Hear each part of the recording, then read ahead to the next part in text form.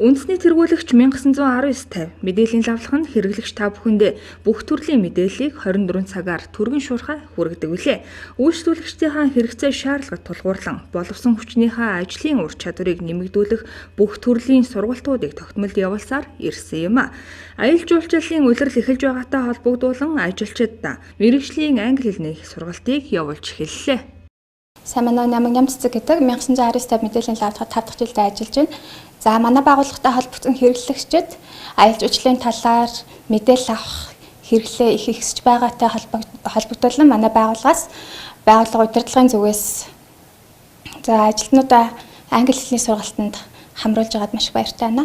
За 1919-50 мэдээллийн лавлахын яг одоо бас англи хэлний сургалт маань ингээд эхэлж байгаа. За яг одоо 20 хүний бүрэлдэхүүнтэй 3 бүлэг маань эхлээд англи хэлний сургалтаас ирчимжүүлсэн сургалтаагаараас ингээд явуулж байгаа.